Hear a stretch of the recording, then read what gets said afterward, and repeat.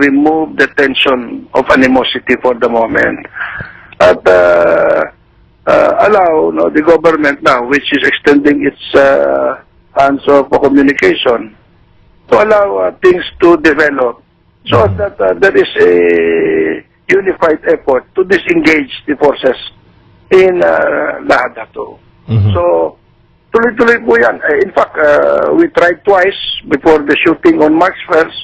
Then we tried again even after we have lost 10 lives and 4 wounded to still disengage them. Kaya every time lang parang malapit na sanang may mangyayari, parang may sagabal na because of incendiary statements and everything.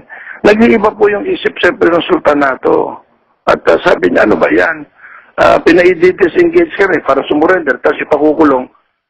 Makikipagsapalaran na lang po doon. Yun po ang nangyari ng mga nag-umpisang araw. Sabi ko nga, kalimutan na natin yan, let's move forward. We have lost men. Okay, we don't want to lose more. Sultan Kako, please, consider the return of your brother here. Because Kako is a leader that your people will, sabi ko nga, at least follow, no? Because of his quality as a, I call him the quiet leader. Hindi po masalita yan, hindi po yan emotional. Kaya pag marinig niya, pag ini-interview, wala po yan yung fire and passion na naririnig niyan dito.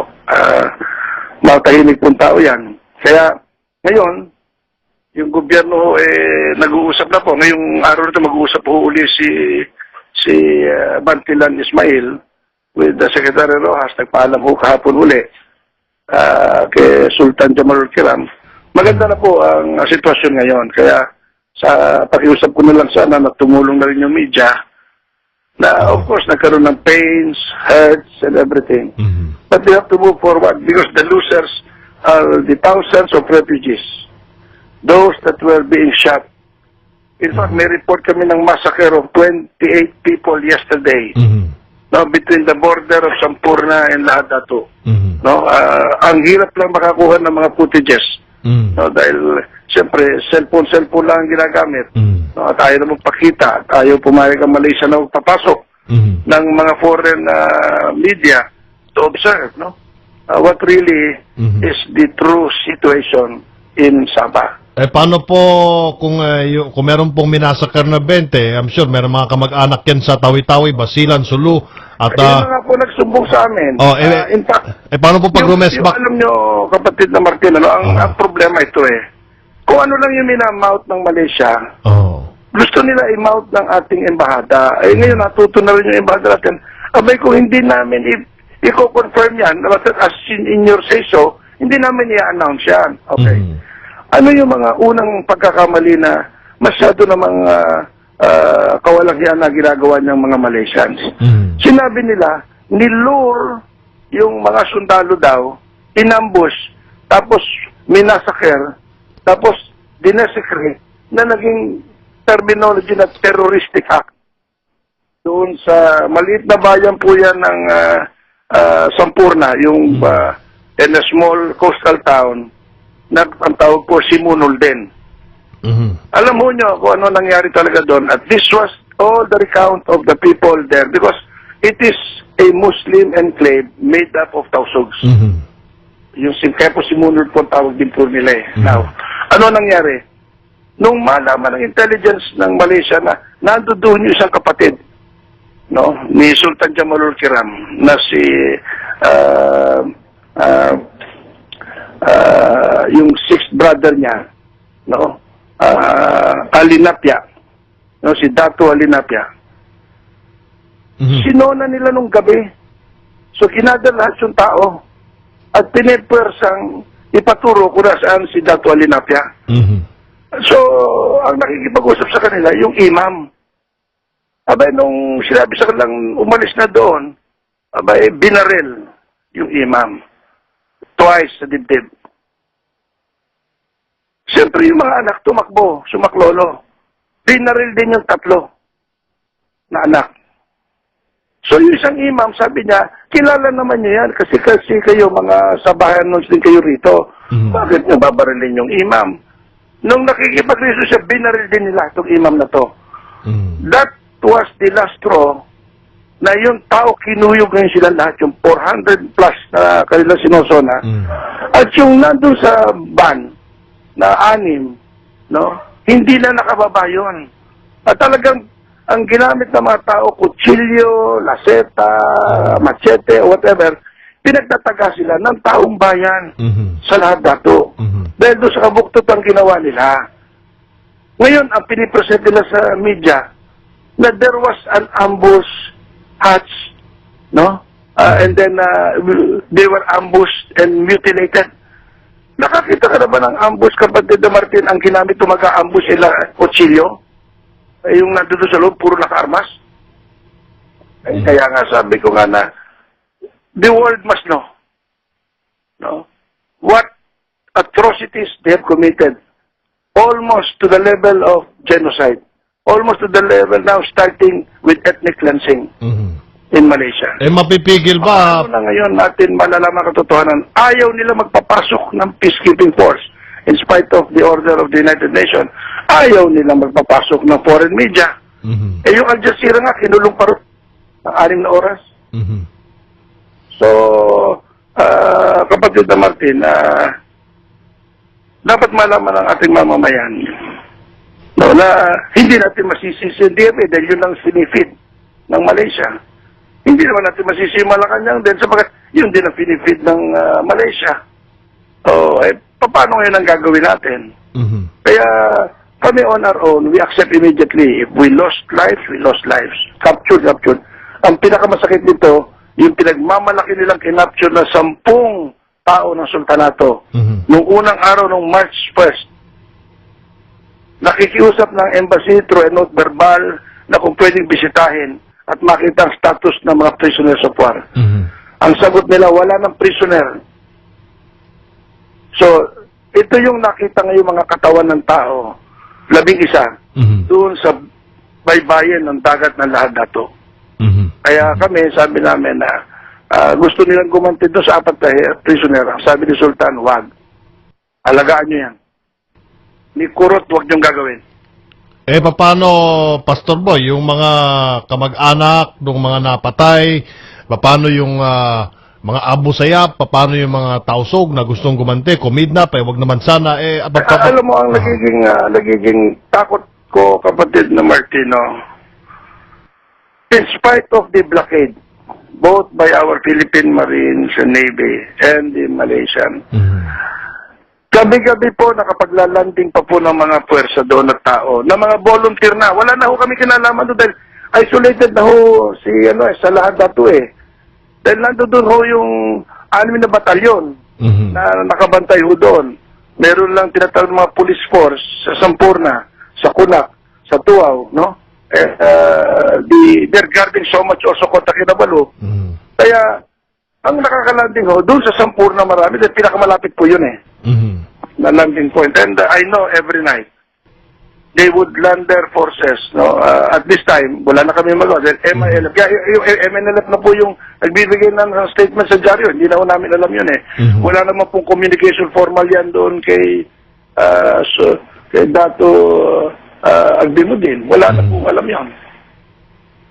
Kaya yung sinasabi mo na landing doon, I do not know how many they are. We do not know the composition of that force, but they're now fighting the Malaysians in support of Rahamud Agdimuddin being cornered in Malaysia. Okay, so ano po ang panawagan na inyong grupo, Pastor Boy Saycon? Marami po nanonood na nakikinig ng Radyo 5 at napapanood sa Action TV. Hindi lang po ito sa buong Pilipinas, kundi pati po sa Middle East, sa America at sa Europa. Ang pakiusap po natin, nanawagan na po ang United Nations, ang Secretary General po ng sinabi niyang tapusin, itigil na at sit down and resolve this peacefully. Una viso, by 12:30, pakiusap po si Sultan Jamalul Kiram sa kapatid niya that he will declare a unilateral ceasefire in compliance with the UN call. At ang utos niyang specific, at ulitin ko, I'm just quoting him, sabi niya kagad doon, no, sa kapatid niya, Ampon, you take a defensive position. You evade confrontation. Even to the point that you might lose men. Evading, you do so. We don't want to violate what we promised to the UN. So, yun po ang binigay. Now, ang pakiusap po namin sa Malaysia, first, huwag na po naman ninyong parusahan, don't anymore exact vengeance on the Orang Suluk people and the Bangsa Suluk people. They were there in Sabah long before you became a nation. They were the original settlers in the area. They speak the same language as Sulu, the Suluanons. There are more than 800,000 of them there.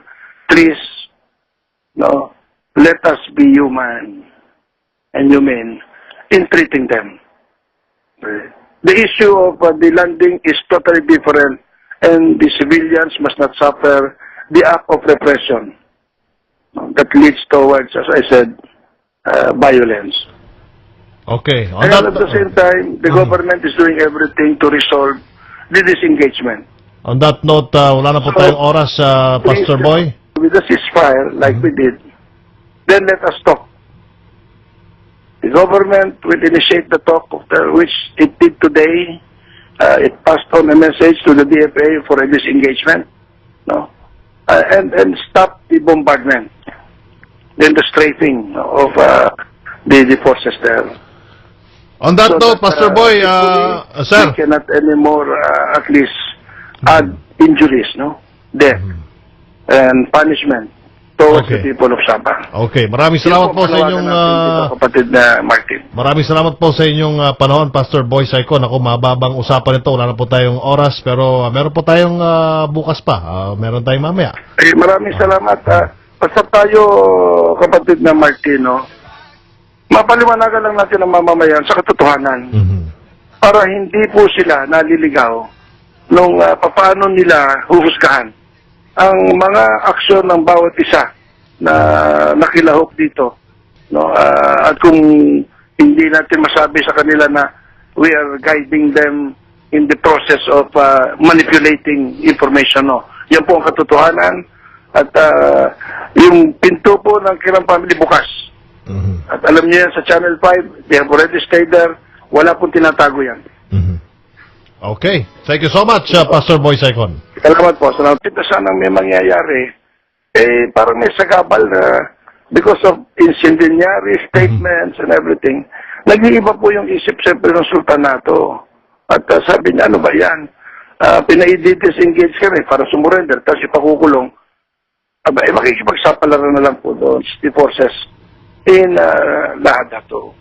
So, tuloy-tuloy po yan. In fact, we tried twice before the shooting on March 1st. Then we tried again even after we have lost 10 lives and 4 wounded to still disengage them. Kaya every time lang parang remove the tension of animosity for the moment. At allow, no, the government now, which is extending its hands of communication, to allow things to develop so that there is a unified effort to disengage. Yun po ang nangyari ng mga nag-umpisang araw. Sabi ko nga, kalimutan na natin yan, let's move forward. We have lost men. Okay, we don't want to lose more. Sultan Kako, please, consider the return of your brother here. Because Kako is a leader that your people will, sabi ko nga, at least follow, no? Because of his quality as a, I call him the quiet leader. Hindi po masalita yan. Hindi po yan emotional. Kaya pag marinig niya, pag ini-interview, wala po yan yung fire